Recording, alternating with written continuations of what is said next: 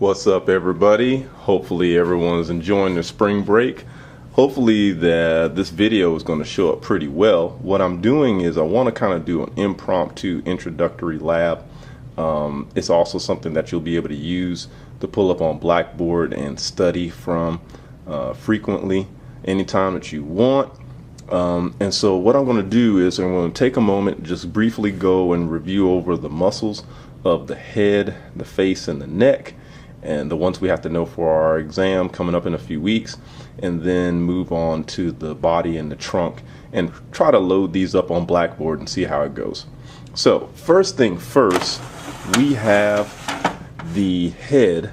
You have an aponeurosis, which, if you remember what the aponeurosis is a flat tendon. So you have an aponeurosis on top of your head, and attached to the front of the aponeurosis is the frontalis. What's really cool about muscles is that they always have a name for a reason. The name can be reference to the shape of the muscle. The name can be reference to what the muscle does. It can be reference to the direction that the fibers are running, or it could even be reference to the shape of the muscle and what the muscle actually does. So you have the frontalis, which is called the frontalis muscle because he's on top of the frontal bone. And then when you turn the head around, you have a muscle known as the occipitalis. And of course, the occipitalis is called that because he's lining on top of the occipital bone. So you have the occipitalis, which his job is pretty much just to hold your scalp down. So when you see people with large wrinkled skin behind their neck and their head, that's because they have a weak occipitalis. The frontalis, on the other hand, his job is to actually make a wrinkled forehead and give you the surprise expression that you have on your face when you make the wrinkles on your forehead and when you raise your eyebrows. That's the purpose of the frontalis. Another muscle of the head is the temporoparietal. Now, if you listen to his name, temporo, meaning the temple, or better yet, the temporal bone, that's right here, and then parietalis, which means parietal bone. So between the temporal bone and the parietal bone, that's what this muscle is actually attaching to. And his job is to actually hold down the scalp and pull it down on both sides. Now, when you move in for the face, you're going to see some interesting muscles. Like, I'll see if I can get in close. There's a muscle here, and this muscle is known as the masseter. The masseter actually runs from your zygomatic arch down to the ramus of your mandible, if you remember all that craziness. And the masseter, I remember that he's masseter, mass eater. This actually elevates your jaw when you're chewing. This muscle right here, I think that's a number 12 on it, that goes back and forth, that is the risorius muscle. The risorius muscle, risor means laughter. It's actually the laughter muscle. It pulls the corner of your mouth back so that you can smile. Also, right here, we have a muscle called the depressor anguli oris. Now, that's a whole lot to it, but depressor means to depress, to pull down. Anguli is referring to the angle of your mouth. Oris means mouth. So it depresses the angle of the mouth. It pulls it down. This is a frowning muscle. If we move up a ways, we'll see some muscles along here, and we'll see another muscle here. This muscle right here, let's get in real close, that is the zygomatic muscle. That's the zygomaticus major, and the minor is just above it. The zygomaticus major originates at the zygomatic bone, which of course is the cheekbone. And zygomaticus major what he does is he pulls up the side and the corner of your mouth. This is the muscle that Sylvester Stallone actually has a birth defect with. He has an actual defect that doesn't allow him to be able to use that muscle. That's why he kind of talks like this, you know what I'm saying? Where his lip is pulled up and curled. When we look around the eye, we see a large muscle. This large muscle is known as the orbicularis oculi. Orbicularis means circular shape. Oculi means eye. Now, when you look in your lab manual, you'll notice that you have an orbicularis oculi external and an orbicularis oculi internal. The external, of course, is the one on the outside, and the internal is the one that you see that has a number 7 on it that goes around the eyelids. Their job is actually to close your eye. That's why you get the bags under your eyes when your eyes have been open for long periods of time. They get fatigued.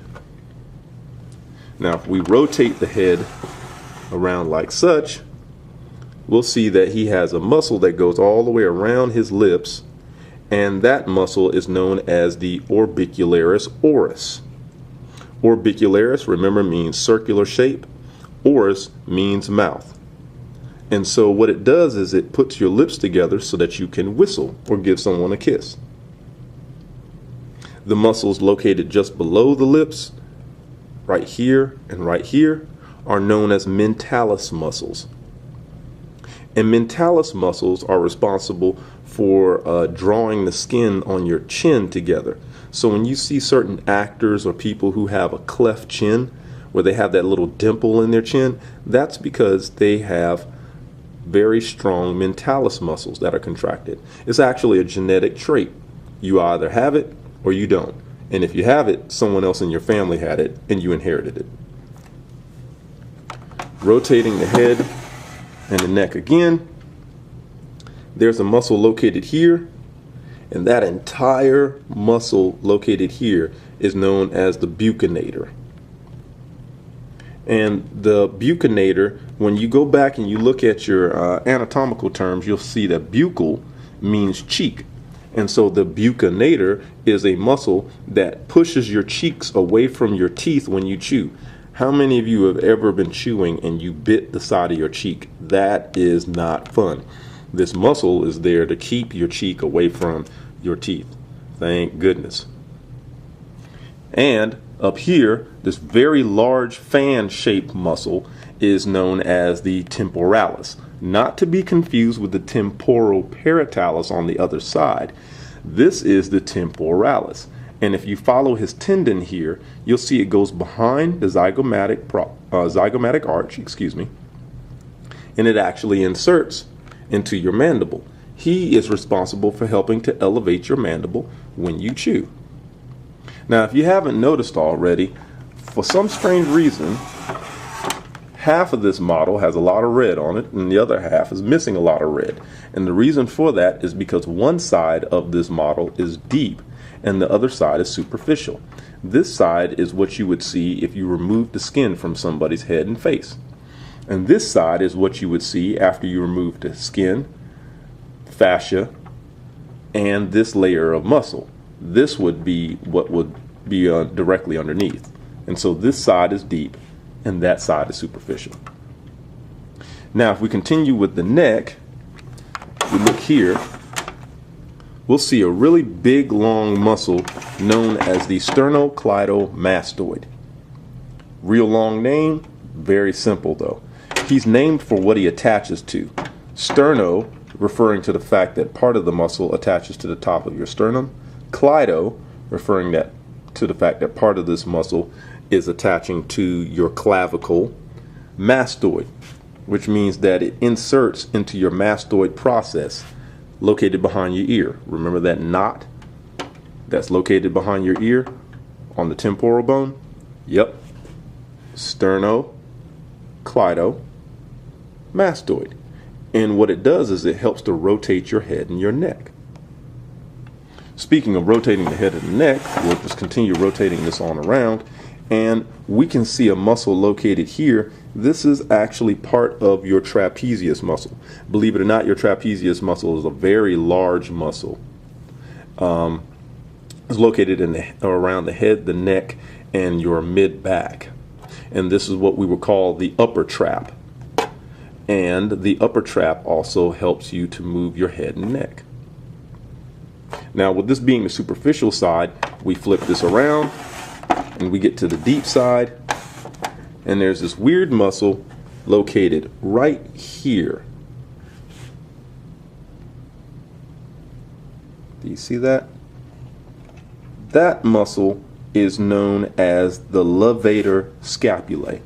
His name kind of tells you what he does and what he attaches to. The levator scapulae inserts into your scapula, and he levitates it, he lifts it. Levator scapulae. It elevates the scapula. It's your shoulder shrugging muscle. And last but not least, we have our muscles known as the scalenes. This is the anterior scalene, this is the middle scalene, and this is the posterior scalene. The scalene muscles allow you to be able to laterally flex your head and neck. So, you know, when you see the Charlie Brown dance, where the guy, you know, his head just kind of goes from side to side, that's what's pulling his head from side to side. It's these three muscles.